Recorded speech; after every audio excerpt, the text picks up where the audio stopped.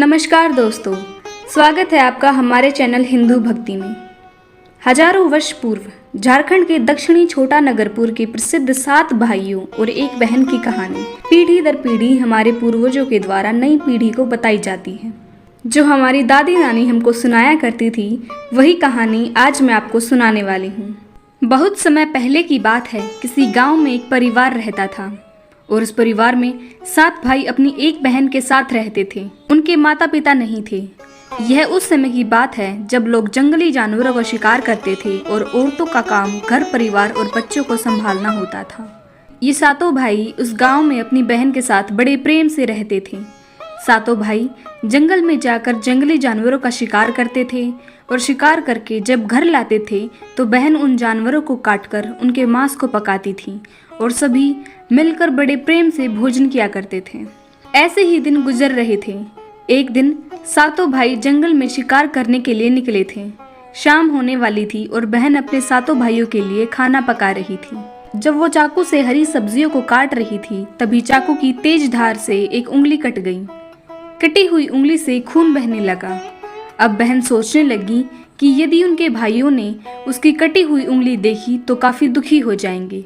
इसीलिए उसने सोचा कि अपने भाइयों को इसके बारे में नहीं बताना चाहिए और उनसे यह बात छिपा कर रखना चाहिए। उसने अपनी ओढ़नी और दीवारों पर खून को पोंछना चाहा, लेकिन फिर दिमाग में विचार आया कि यहाँ तो मेरे भाई आसानी से देख लेंगे। फिर उसने अपने खून को साग में ही पोंछ दिया। जब शाम को 7 भाई शिकार करके आए तो बहन ने भाइयों के लिए भोजन परोसा। आज 7 भाइयों को साग बहुत स्वादिष्ट लगा और सभी अपनी उंगलियां चाटते रह गए। अपनी बहन की पाक कला का बखान करने लगे। अपनी तारीफ सुनकर बहन भी बहुत खुश हुई। अगले दिन सभी भाई सुबह खा पीकर जंगल में शिकार के लिए निकल पड़े। वो शिकार तलाशते तलाशते थक गए थे और एक पेड़ की छांव में बैठ गए और बातों ही बातों में 7 भाई रात के भोजन के बारे में बात करने लगे।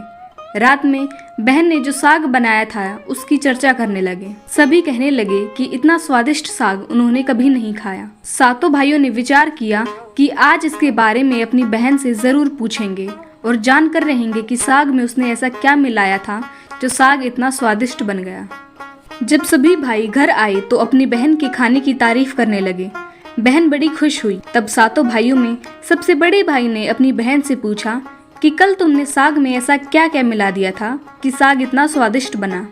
बहन ने बहाना बना दिया जिससे उसको सच्चाई न पता चल सके। तब बड़े भाई ने बहन को अपनी सौगंध देते हुए कहा कि बहन, मुझे सच सच बताओ। तब बहन ने सब कुछ सच सच बता दिया और कहने लगी कि साग में मैंने अपना थोड़ा सा खून मिला दिया था, क्योंकि चाकू से मेरी उंगली कट गई थी। उसके बाद सभी 7 भाई भोजन करके सोने के लिए चले गए। तभी 7 भाइयों में से सबसे बड़े भाई ने कहा कि खून की चंद बूंदें मिलाने से साग इतना स्वादिष्ट बन गया है तो बहन का मांस कितना स्वादिष्ट होगा। सभी भाइयों ने अपने बड़े भाई की हाँ में हाँ मिलाई और अगले दिन भोजन करके सभी भाई शिकार के लिए निकल पड़े। 7 भाइयों ने अपनी बहन को जान से मारकर खाने का प्लान बना लिया और कहा कि उसको मारकर उसका मांस पकाकर खाएंगे। लेकिन यह बात 7 में से सबसे छोटे भाई को पसंद न आई। वह अपनी बहन को बचाने के लिए बहुत बेचैन था। वह इसका खुलकर विरोध नहीं कर सकता था क्योंकि 6 भाई एक तरफ थे और वो अकेला था। सभी भाइयों ने टीले पर एक बांस के पट्टों का बना एक चबूतरा बना दिया जिसे चांग कहते हैं। उनकी योजना यह थी कि बहन को बहला फुसलाकर यहाँ पर लाएंगे और तीर मारकर अपनी बहन की हत्या कर देंगे और उसका स्वादिष्ट मांस खाएंगे।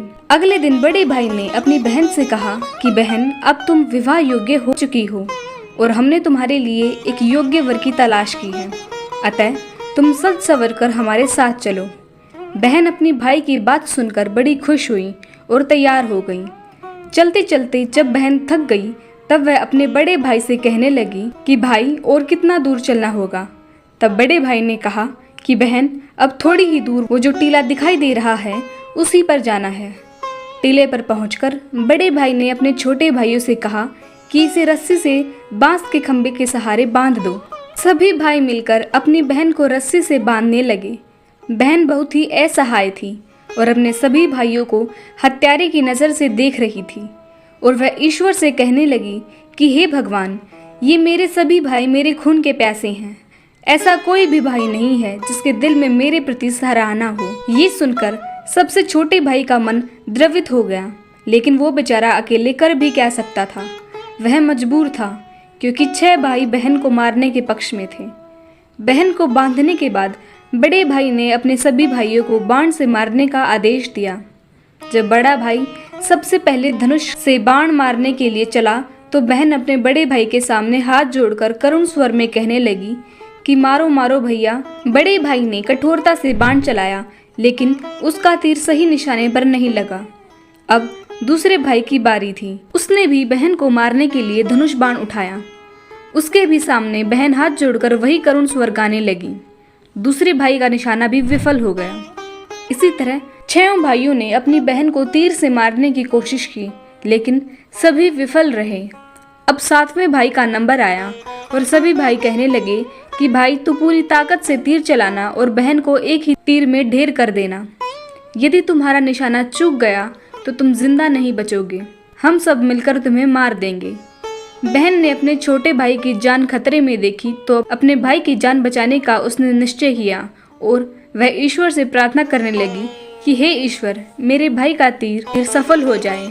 और वह फिर करुण गीत गाने लगी कि मारो भैया मारो। छोटे भाई ने तीर चलाया और उसका तीर बहन के मर्म पर जा लगा।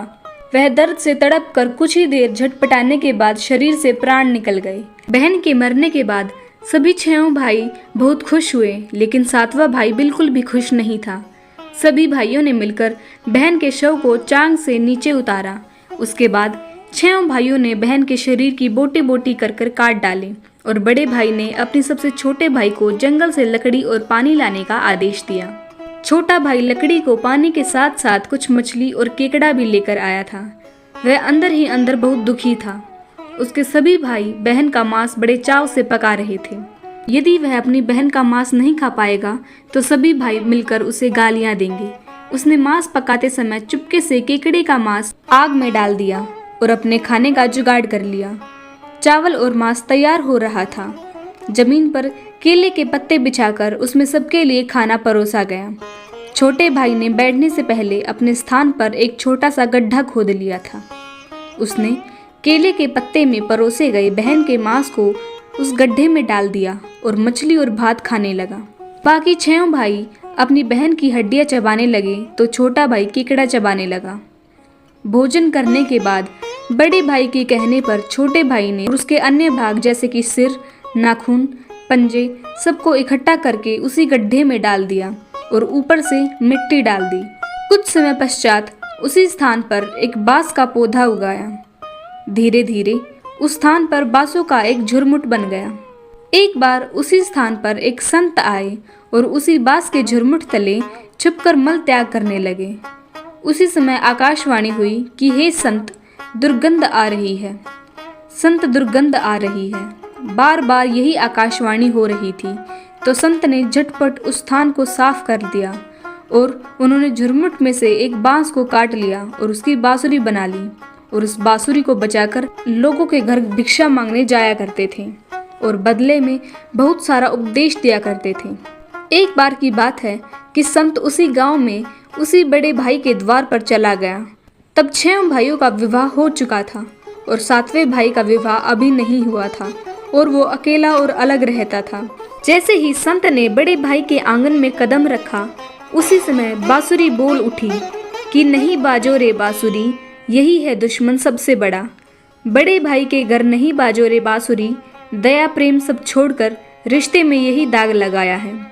नहीं बाजो रे बांसुरी, यही दुश्मन है सबसे बड़ा। योगी के बांसुरी से बार बार यही आवाज निकल रही थी, जिसको सुनकर बड़े भाई के पसीने आने लगे।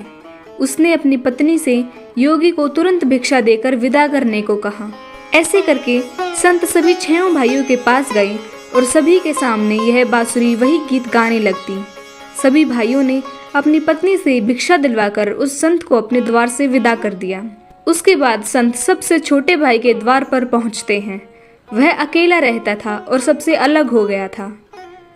जैसे संत 7वें भाई के द्वार पहुंचते हैं, वैसे ही बांसुरी बोल उठी, बाजो रे बांसुरी बाजो, मेरे सबसे छोटे भाई के घर मन की बात मन में छुपाकर युग युग से रखा है अंतर में बाजो रे बांसुरी, यही है मेरे सबसे प्यारे भाई का घर। योगी की बांसुरी से यह प्यारा संगीत सुनकर छोटे भाई ने उस संत का अपने घर में स्वागत किया और संत को बैठने को कहा। संत को जलपान करवाया तो छोटे भाई ने बांसुरी के बारे में योगी से पूछा तो संत ने सब कुछ कह सुनाया कि उसने कैसे बांस को काटकर बांसुरी बनाई है और कैसे आकाशवाणी हुई थी। छोटे भाई ने संत से विनती की कि वह इस बांसुरी को मुझे दे दे। यह सुनकर संत ने उसे बांसुरी सौंप दी। संत के चले जाने पर छोटे भाई ने बांसुरी को अपने सिरहाने पर धूप दीप जलाकर बड़े सम्मान के साथ रख दिया। कुछ समय बाद छोटे भाई के घर में परिवर्तन दिखाई देने लगा। जब वो काम से घर लौटता तो अपना घर साफ सुथरा पाता। जब रोज रोज उसकी गैर मौजूदगी में उसके घर की सफाई होने लगी तो वह अपनी भाभीयों से जाकर पूछने लगा कि हमारी गैर मौजूदगी में क्या आप लोग हमारे घर की साफ सफाई करते हैं? तो सब ने कहा, हमें अपने काम से फुर्सत नहीं मिलती, तो हम तुम्हारे घर की साफ सफाई करने के लिए क्यों आएंगे? यह सुनकर छोटे भाई ने यह निश्चय किया कि वो आज छुप कर देखेंगे कि उसकी गैर मौजूदगी में उसके घर की साफ सफाई कौन करता है। इसीलिए छोटा भाई काम पर नहीं गया और घर में छुप कर देखने लगा। घर सुनसान होने पर जिस स्थान पर उसने बांसुरी स्थापित की थी उसी बांसुरी में से उसकी बहन की शक्ल की एक लड़की निकलती है।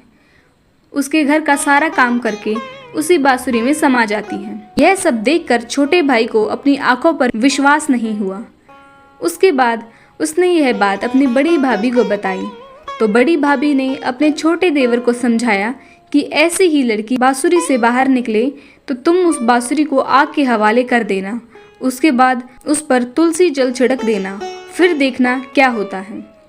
छोटे भाई ने अपनी बड़ी भाभी के कहे मुताबिक सारा काम किया।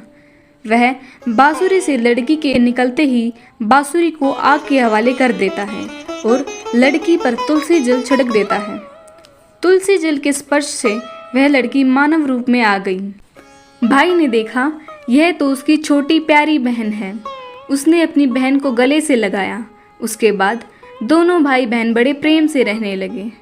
बहन ने भाई को और भाई ने बहन को अपना लिया और दोनों उसी घर में प्रेम पूर्वक रहने लगे। तो दोस्तों, यह थी 7 भाई और 1 बहन की कहानी। आशा करती हूँ कि दादी नानी वाली बचपन की यह कहानी आपको पसंद आएगी। अगर आपको यह कहानी पसंद आई तो हमारे चैनल को सब्सक्राइब करें, वीडियो को लाइक करें, अपने दोस्तों और रिश्तेदारों के साथ शेयर करें ताकि ज़्यादा से ज़्यादा लोगों तक यह कहानी पहुंच सके। धन्यवाद।